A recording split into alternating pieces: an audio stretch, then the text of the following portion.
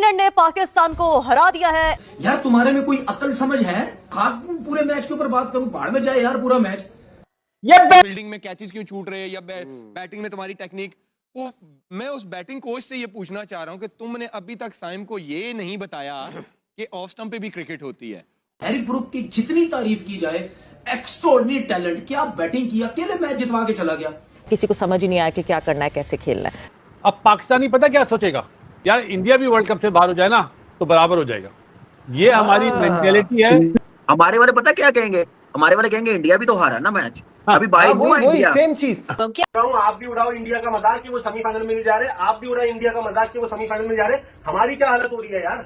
आप देखो अपने लिए उनके लिए गड्ढा खोद रहे तो खुद गिर गया उसके अंदर। अब आप मैं आपको लिख लें इस बात को कि इंडिया सेमीफाइनल खेलेगा, तो पिच के अंदर जो टॉस जीत के हमने बैटिंग की, आई मीन डिसीजंस बहुत गलत लिए हैं, गंदे डिसीजन। तो बाबर से मुझे कभी मैच विनर या मैच जीतवाने की उम्मीद कभी नहीं थी बाबर से कि मैच जीतवाएगा। रिकॉर्ड बताता है आपको, 7, 8, 9 साल जब से वो खेल रहा है, मुश्किल से 1.5-2 मैचेस जीतवाए होंगे। नहीं अबे यार छक्का, उस्मान तारिक ने छक्का मार दिया। वाह भाई, बहुत बड़ी बात है। तुम पागल हो, तुम नफसियाती हो। बहुत बड़ी फिर एक खाने वाली हरकतें कर रही हो मुझसे, यही तुम इंडिया वाले मैच में तालियां बजा रही छक्के पे। अबे मैच जा रहा है बाहर हो सेमीफाइनल से। उस्मान तारिक को मारा यार, तालियां तो बजती थी ना, मतलब सैम अयूब बहुत ही अजीबोगरीब बैटिंग कर रहा था, पता नहीं क्या खेल रहा था, उसको पता ही नहीं चल रहा था कि जोफ्रा आर्चर का आउट स्विंग हो रहा है, इन स्विंग हो रहा है, and literally he was nowhere. उसके पैर भी नहीं हिल रहे थे, कुछ भी नहीं हिल रहे थे। Being a Pakistani cricket fan, मुझे खुद पे आज शर्म भी आ रही है, खुद पे अफसोस भी हो रहा है कि मैंने किन रेलू कटुओं को सर का ताज बना के रखा, किन रेलू कटुओं को। सब बुरा लग रहा है, मुझे बहुत बुरा लग रहा है। सब चीखें मारे थे हम, शाहीन ने विकेट ले ली, ये हो गया वो हो गया, सब खत्म। देखिए 4 आउट कर दिए शाहीन ने, जीते नहीं हम फिर भी। हम कब से चीख रहे हैं कि बाबर को निकालो।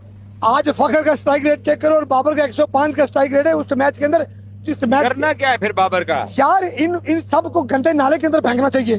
जो आपके मेन बॉलर है, जो आपने एक आउट भी किया, उसके बाद पार्टनरशिप लग रही है, आप उस्मान तारिक को लेके नहीं आ रहे, उसको आपने पता नहीं संभाल के रखा हुआ था। हमारा ना हाल भी उस्मान तारिक जैसा हो गया, हम ना यहाँ ऊपर हाथ लगा के ना रुक गए हैं। हाँ साढ़ा उतर गई है, शायद अगले टूर्नामेंट से साड़ी बात चले आ जाए। मैं समझता हूं कि 20 से 25 रन हमने शॉट भी किए, हमने बॉलिंग में बहुत अच्छा स्टार्ट किया।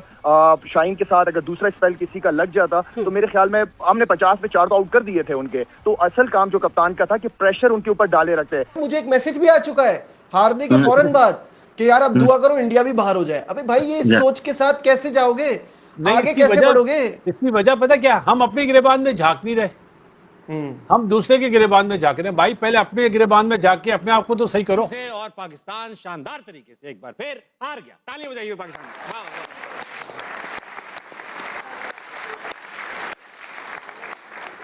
मुश्किलें इतनी बड़ी मुझ पे कि आसान हो गई। अब पाकिस्तान इतनी बार हार चुका है कि अब तो हमें ये आदत है कि भाई जीत जाते हैं तो बुरा लगता है, एक्सपेक्टेशन के खिलाफ भी। What exactly went wrong in today's match?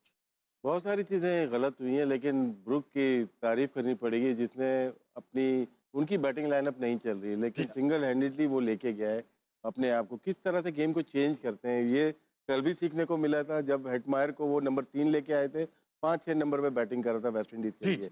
आज भी अगर देखते हैं ब्रुक को नंबर 3 लेके आए कि बॉल बल्ले पे लगे और मुश्किल वक्त में वो लेके चल सके, और पाकिस्तान के खिलाफ उसका रिकॉर्ड भी अच्छा है।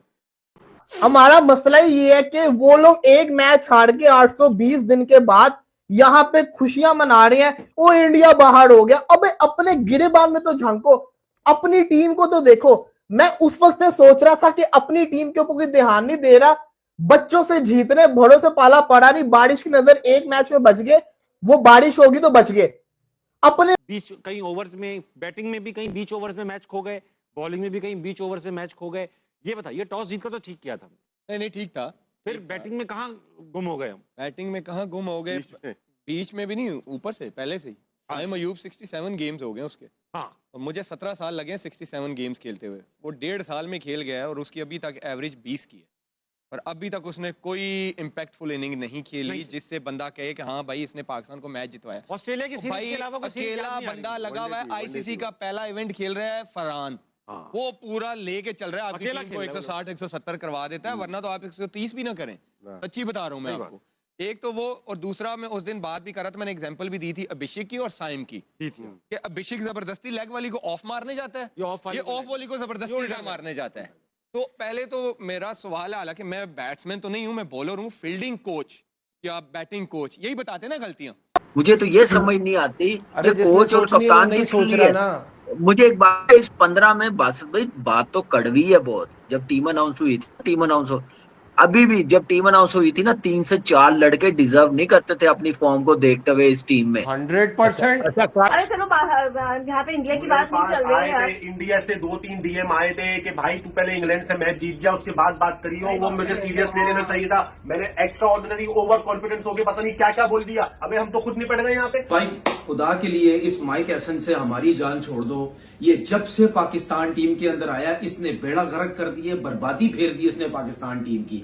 साइम अयूब की बैटिंग का आपने बेड़ा गर्क कर दिया। अच्छा खासा वो बैट्समैन था, उसको बैटिंग ही भूल गई है। हमारे पास सिर्फ साहबजादा फरहान रह गया, उसी की वजह से इतने रन हुए हैं। 164-65 की वो निकाल दो, उसके बाकी 100 रन पे पूरी टीम आउट है। तो कौन है हमारे पास मिडिल ऑर्डर में यार, कौन है रन करने वाला? ये मुझे फील्डिंग में कैचेस क्यों छूट रहे हैं या बैटिंग में तुम्हारी टेक्निक, वो मैं उस बैटिंग कोच से ये पूछना चाह रहा हूं कि तुमने अभी तक साइम को ये नहीं बताया कि ऑफ स्टंप पे भी क्रिकेट होती है। और आर्चर जैसा बंदा जो करी 145 पर है, ये बैट्समैन बताएगा उसको क्रॉस मारना आसान है? मुश्किल तरीन शॉट है।